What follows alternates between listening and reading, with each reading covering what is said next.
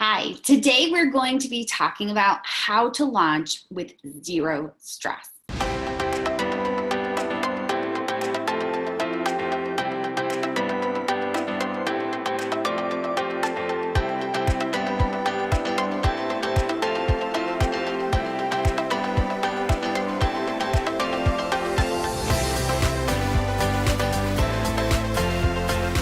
I recently went through a relaunch of one of my products or courses, and right in the middle of it, a hurricane decided to come through.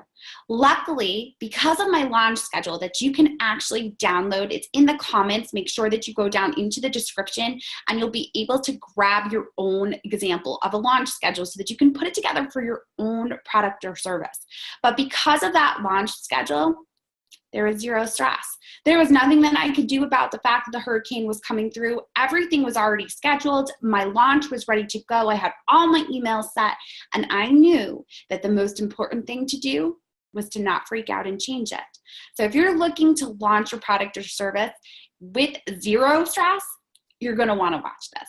Today, I am excited because, as some of you may know, I just closed my launch and for Pitch Perfect Pro. It was a 10-day launch, and in the midst of it all, the Charlotte area got hit with a hurricane. It ended up being very low-key. It wasn't what it turned out to be. We just got a ton of rain, a little bit of wind, but I was still in the middle of the launch, and instead of freaking out, I was able to have zero stress because of a launch schedule. And that is what we're going to talk about today. I want to provide you with zero stress by giving you a launch schedule that is easy to follow. And this can work whether you have a product or service. It can be for ebooks, it can be for courses, it could be for an online training that maybe you wanted to do, if you wanted to host cooking classes, whatever it might be, this could work for you. So we are going to really dive into this, talk a little bit about what this might look like for each of us, because obviously it's a little bit different of your business.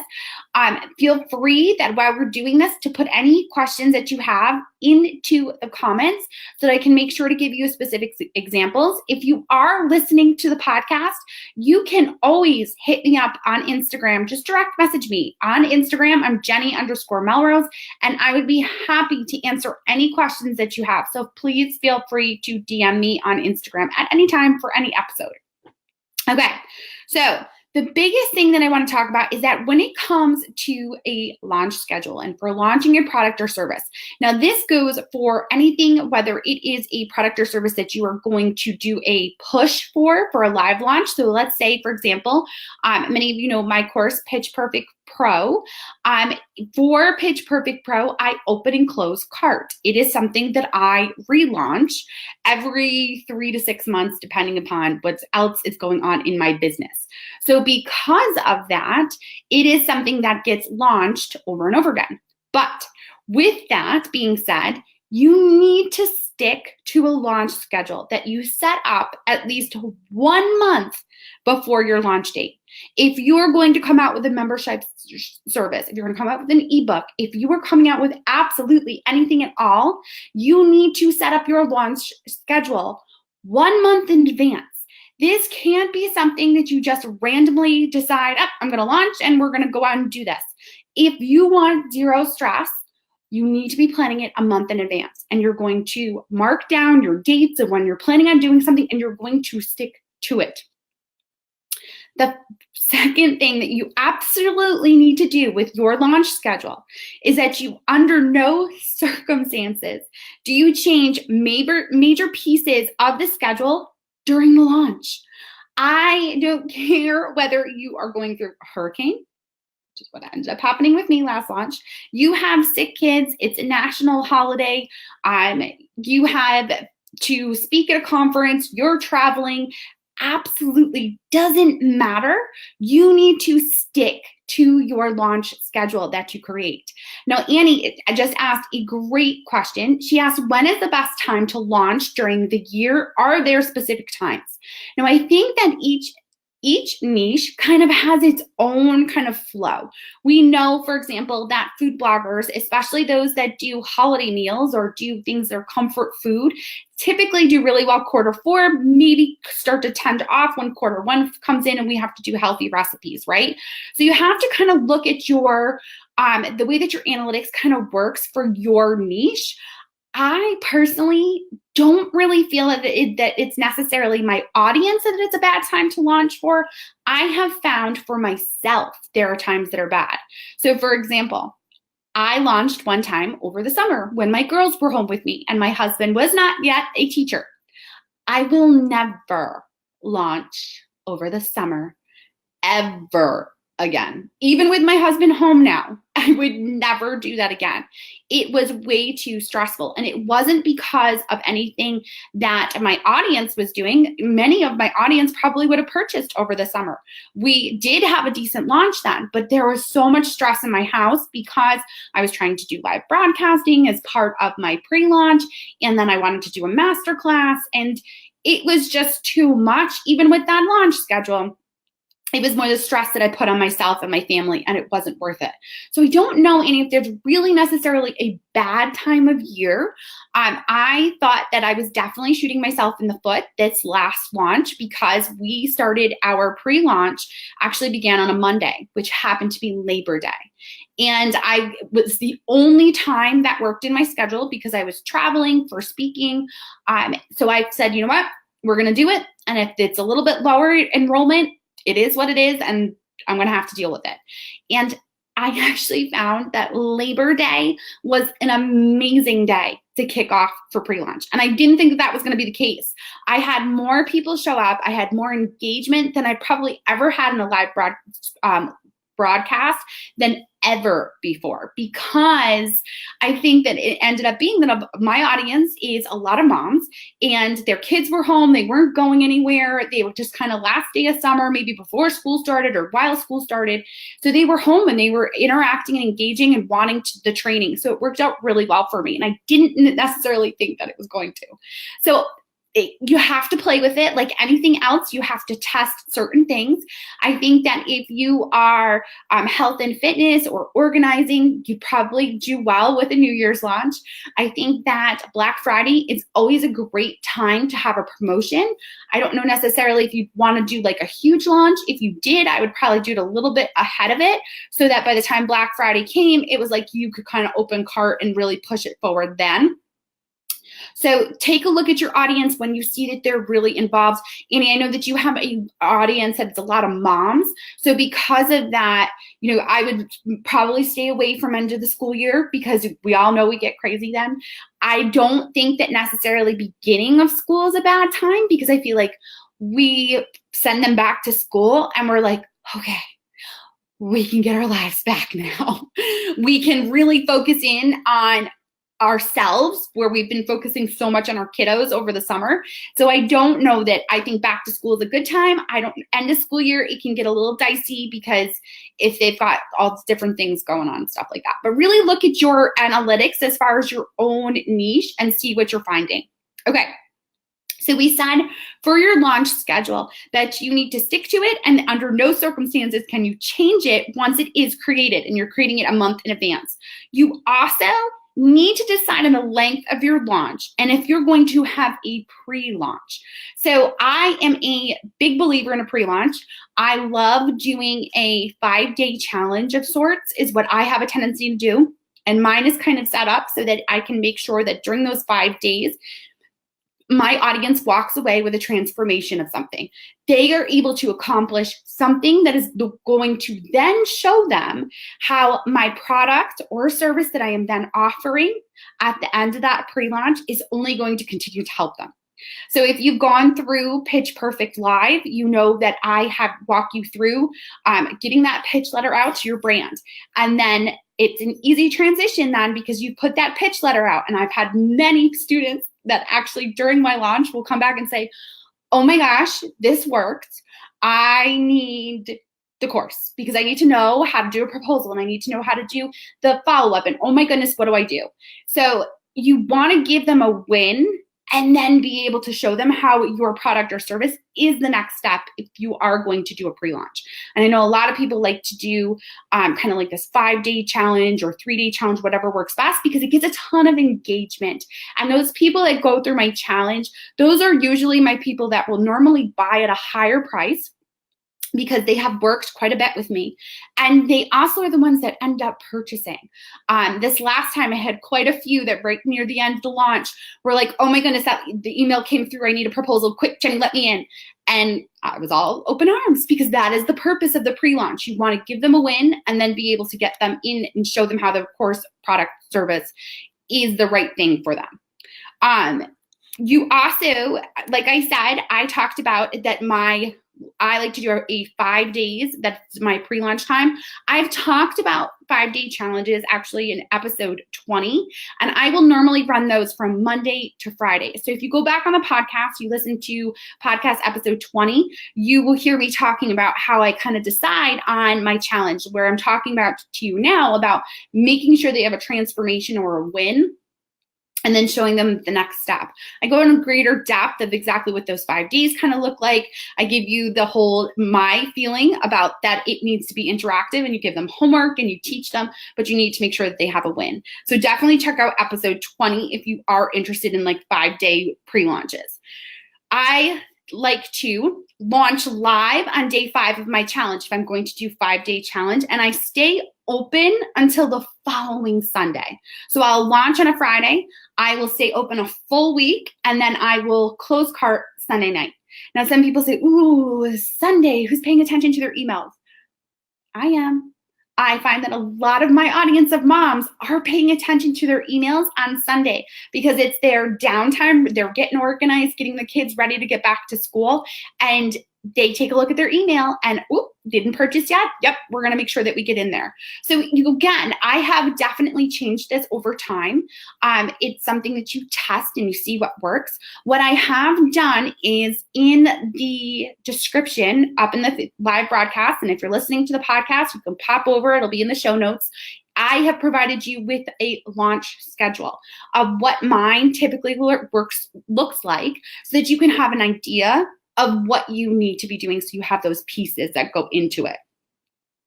You also then want to decide on possibly a fast action bonus, or if you'll do early bird prices, which can be different than a beta sale or a pre-sale.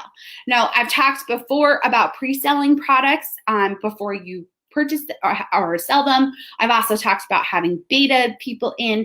You need to decide what's going to work right for you and your product.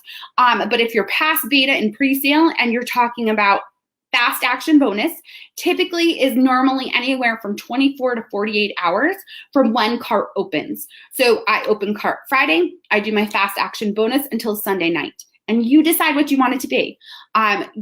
Last year, I used to do early bird prices. I don't do early bird prices anymore because I feel that the course is worth what I'm charging. And I don't feel that I need to do early bird prices anymore.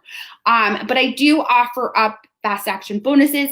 So you kind of need to choose what works best for you. Is it another product that you're going to throw in as a fast action bonus? Is it you, maybe one-on-one for 15 minutes? It kind of is going to depend upon what your product is, but having that fast action bonus can really be key because you're sending that email to your list again saying, hey, don't forget, fast action bonus ends at 10. It gives you a reason to get back in their inbox, reminding them. You have to remember, people have to see and hear things 7 times in order to take action. So if you are doing a live broadcast with them and you've opened cart, you're going to want to send an email that opens up cart to them in their email for those that weren't there for the live broadcast. And then also think about a possible fast action bonus on Sunday so that you have another reason to email them to remind them about the product or service that you're offering. I also plan one masterclass or webinar, it's sometimes called. The big thing that I want to make sure that you take away from this is that if you decide to do a webinar, I like to call it a masterclass. The reason that I do this is because I have found that webinar kind of has a almost icky kind of feeling to it, that people are just assuming they're coming in as just a great big pitch for a product. I don't run my classes like that. My masterclass is anywhere from 30 to 45 minutes of me teaching. And then I do have an offer at the end of it that normally takes up 5 to 10 minutes of me going through and letting them know what it is. So a masterclass gives you an opportunity to really kind of maybe hit on something that you didn't do during your challenge that you might have already done with them. It also gives you a chance for anyone new that comes onto your list, or for anyone that couldn't commit to 5 days of training, now they can come to one masterclass that's an hour long and be able to get the information there too. Now, I don't teach the same thing though. I want to be able to show my people that went through the Pitch Perfect Live with me that yes, I've taught you how to do this, but look at all this other stuff I can show you how to do. And that's normally the way that I use it. So it's 2 separate topics. It's still obviously all geared towards pitching when I'm doing Pitch Perfect Pro. But it normally has a different topic and a little bit of a different feel to it. You also want to have any sales emails that announces so you want to have 4 sales emails is what I normally try to do. And that doesn't include an email where you're letting them know that the 48-hour fast action bonus is expiring, or if you're emailing them after the masterclass and you're letting them know, hey, listen, the masterclass replay is expiring. Those emails don't go into it, but you actually want 4 specific sales emails. That first sales email, you normally want to be your why, as to why you're going to solve their problem. What problem are you going to solve for them? A testimonial email. You also want the announcing email that lets them know that cart is open and kind of tells them a little bit about the problems that it is going to solve. And then you want a close cart. So letting them know that, hey, listen, this is done, the sale is over. If you're not going to be doing open and close cart, maybe you're looking to launch a product that's going to be evergreen. So something that people can always go through and purchase. There may be a specific promotional time that you offer, maybe extra bonuses in, or whatever it may be that you're going to offer as part of your product or service that you're doing during that open and close kind of launch, okay? And you want to make sure that when it comes to those emails, script them ahead of time. Write them out ahead of time. Do not try to do it the day of. There are too many things that come up. There are too many times where during a launch, you start to question yourself because you're looking for those purchases to come through and maybe they haven't come through the way that you thought they were going to. You can really start to second guess yourself and want to change things.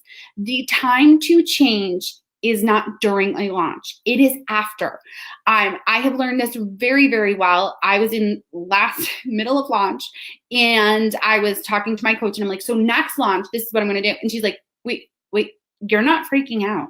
Like, you're not trying to change anything right now? Are you okay? And I was like, no, I don't do that.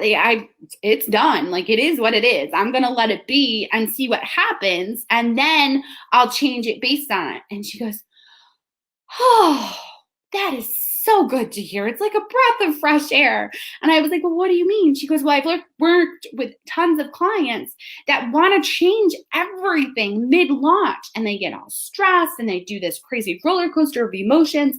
And I kind of looked at her and I was like, yeah, no, that's not me. I don't do that. Only because I'm going to start to think about making my changes for next launch while I'm in the middle of launch, but I don't change anything during it.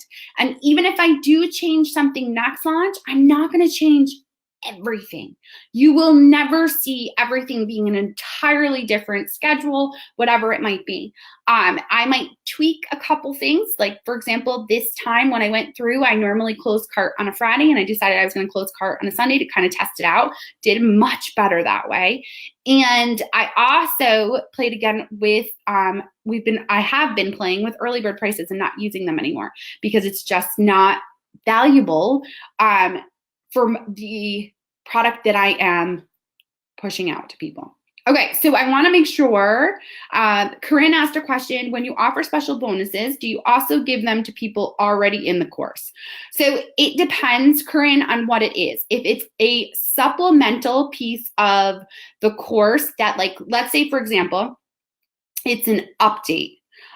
So for example, last year, I updated Pitch Perfect Pro with a couple of extra modules that included things about Instagram stories because Instagram stories didn't exist prior. everyone gets updates, but bonuses are not offered to previous people because, and this is the reason why, the reasoning behind it is that the people that were in it a year ago could have probably come in possibly at early bird prices where they were paying less than people are paying now. You also may not have had that product back then. And I understand that you want to be able to offer your audience as much as you can, but no, I don't offer bonuses, and I can't possibly offer bonuses for when I'm offering one-on-one. So you have to determine what is it that bonus is valuable to? What is it doing? If it's one-on-one and you have over 500 students in Pitch Perfect Pro, you can't offer one-on-one to people. But if it's something where it is going to change the way that you reach out to brands, which is what my Instagram story module was about, the training video that was added into Pitch Perfect Pro, then it gets added and updated to the entire course. But if it's supplemental and has nothing to do with pitching, but it's just another piece of something that I have added and I also sell as an additional product, no, I don't offer it to previous. They can purchase it separate because they probably paid less when they first purchased originally. Okay, so Mickey says, can you repeat those 4 emails you use in your sequence? Absolutely. So the 4 emails that I feel you absolutely have to have. First one is your open cart announcement. And we're going to talk about the pain points of your audience and how you solve those problems. The second email is going to talk about the why. Why is it that your product or service solves that problem and they need it? Remember, you're not trying to give them assets of the program. You don't want to say it's going to include 10 printables and 4 hours of video. That's not what they care about. What they care about is the transformation, the thing that you're totally fixing and changing. So when you're talking about giving the why, it's like, Mickey, for you, maybe it's to have confidence in themselves and their strength, right? So you do fitness. Or maybe it's to look sexy in that little black dress. What is your pain point of your audience? Are they getting into a black dress? Do they have time to do that? I know your audience is really busy, so I'm trying to give you examples for your audience in particular. But that's what you want to try to talk about, is like the transformation, really. You also then want to have a third email that's a testimonial email.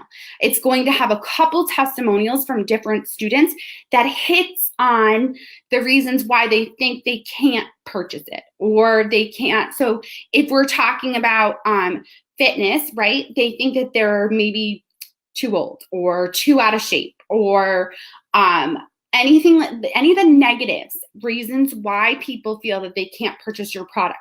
Maybe for you, for example, like your product, maybe think it's too big, right? Maybe they think that, oh, they want to go to a gym instead of doing exercise at home. You want to have a testimonial in there that proves them wrong and shows them that, yes, even though you think that you should be going to a gym, look at the results that they're seeing because they are doing it at home. Okay. And then the last email that you want to have is the closed cart email. And that one is really going to dive into making sure that they know when it's closing, how much time they have left, all of that kind of good stuff. All right. So what I really want you to take away from this is to make sure that you understand that if you are going to be launching a product or service, you have to stick to that schedule. The schedule is what will make or break you. It is what can make you a launch successful, and it's also what's going to give you zero stress if you have one. So up in the description, again, you can grab my launch schedule that I have put together for you guys. And if you are listening to the podcast, just hop over to the show notes and I will make sure that it is linked in there. All right, guys, I will see you all next week. Enjoy the rest of your day. Well, there you have it. Clearly launching with a schedule that you stick to is going to make it stress-free. If you haven't already, make sure you go to the description, grab that example of a launch schedule so that you can start to create your own. And remember, like I said in the video, you want to make sure that you're starting at least a month in advance with this. Don't add stress when you don't need to. I would love to hear in the comments how and what you are looking to launch, what your timeline looks like. Launching a product or service doesn't have to be as stressful as we all think. So please, let's support each other. Put it in the comments. And if you're looking for more videos about launching products or services, please give the video a like so that I know I can continue to create content like this for you. All right, guys, I'll see you next time.